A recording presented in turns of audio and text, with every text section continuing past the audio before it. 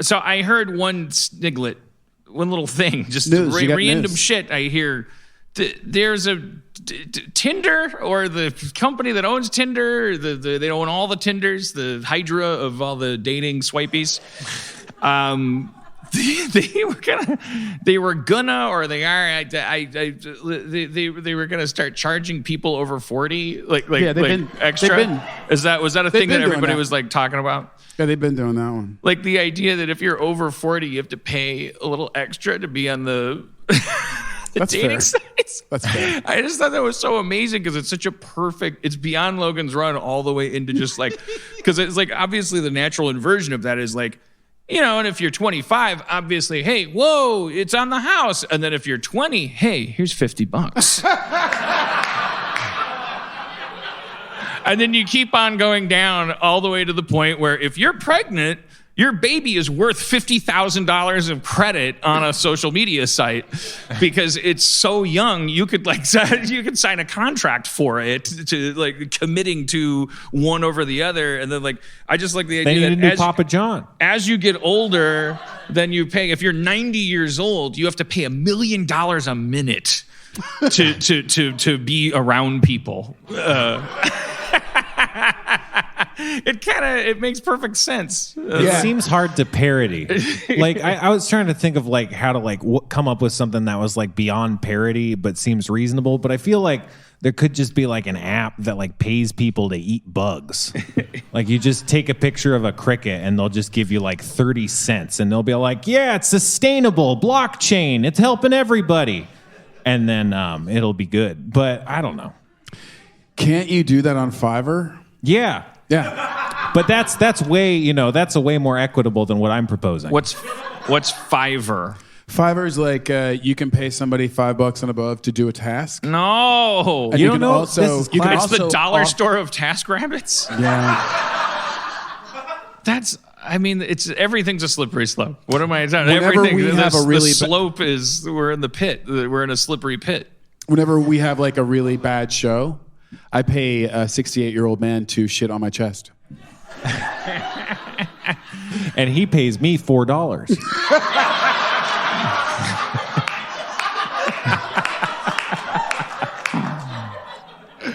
It's a wonderful world we've built. Yeah. It is the very definition of blockchain.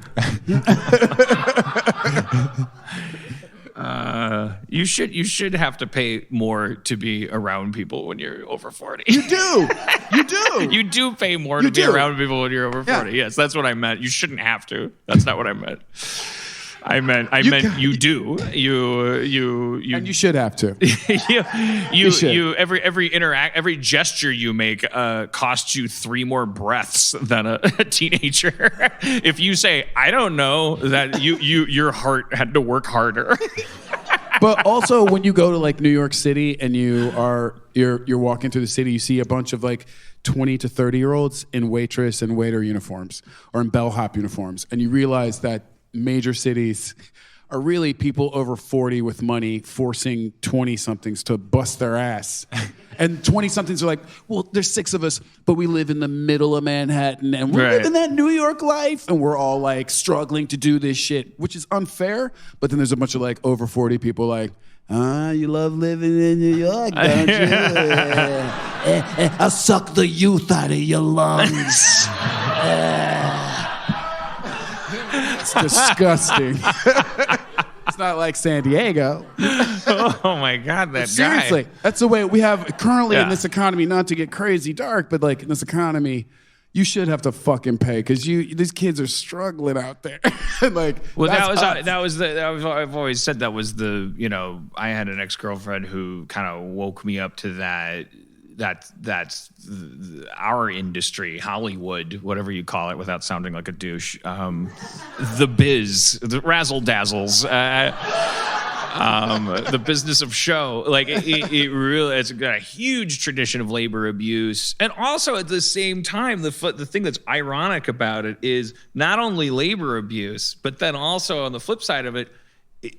You can't. The labor that gets abused has to have a support system. Yeah, that whole thing. Like you can't just be born in dirt with no support system, get on a bus and go, I'm going to go be an assistant or whatever. And you got to be rich to get exploited. Your parents have to have your back a little bit, which excludes an entire, this whole thing. And then we talk about where's the diversity on all this stuff, but it's like at the very bottom where we crack the nuts the hardest, where we make people shit in their cars and they want to kill themselves. Like, it's all driven by this weird unspoken concept of, yeah, but this is where milk and honey flows, baby. Yeah. Like, what do you mean you don't want to be made to cry once in a while? Like, what do you hate? You hate Spielberg or something? Right. What do you hate? Jaws? Right. I thought that was a great movie. Right. Wait, what? I'm working on the Goldbergs. What do you mean? That was a right. Also, then it's I riffed the name of a show with which I have no beef and nobody lowered out, so that it was a safe riff, just in case. I need to tag that riff. Fuck the Goldbergs, man. Mad beef with Jeff Garlin. And then they kick you out when you get old. This is a rough ass business because they exploit you through your 20s and your 30s, really. And then in your 40s, you're sort of in a position where you're like, I'm billing you $6,000 for that motherfucker. And then as you get over 40, they're like, hope you got your money in your 40s. Because it gets...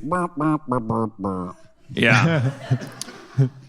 Yeah, I mean, you could writers love writing stories about our obsession with beauty, and we tell fairy tales and horror stories and cautionary tales about, like, oh, you should have learned that beauty's only skin deep and all this stuff, and if only I could be 50 and look 25. And then there's this other thing though, like if you could look 25 and factually be 50, and that would fuck you over as a screenwriter.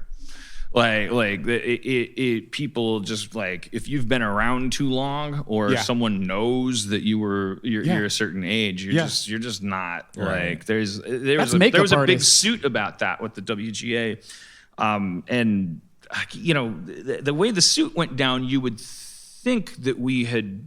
My memory of it, even though I was not somebody that cared about it at the time, I was very young, full of cum and pennies and typewriter ink. It was just spraying fucking cum and ink everywhere. Okay, somebody choking got on up and had to cum. leave. Also, the title of our 4-part series. So cheesy. We rejoin our continuing part 4 of our continuing series, Cum and Ink, the Dan Harmon story.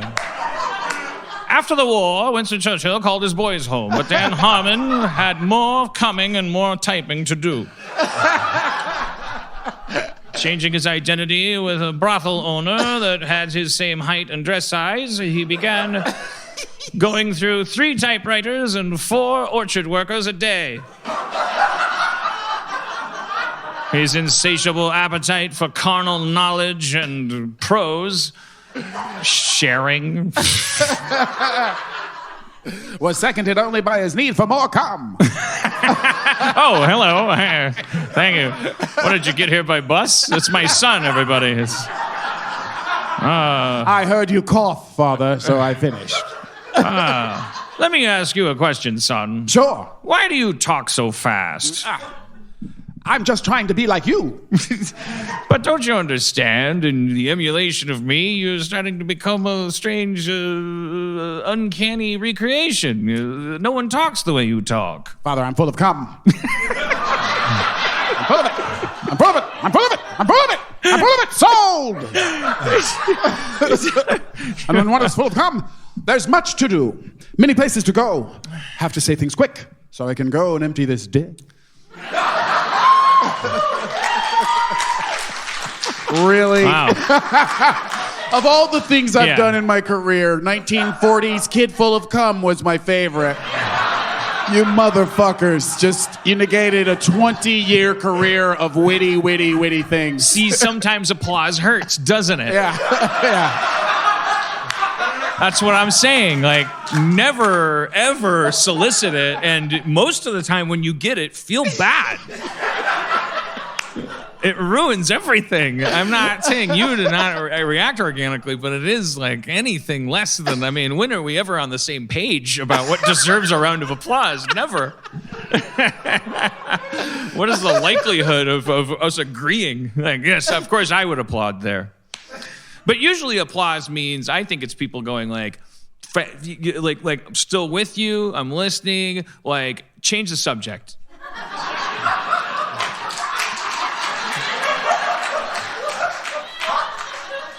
They're like, switch gears, like get off the bike and then get back on again, because basically you're not a fucking triathlete, so I'm not here to be wowed by your bicycling. I'm the only merit you have is the weird wiggles your butt does when you're getting on and off the bike.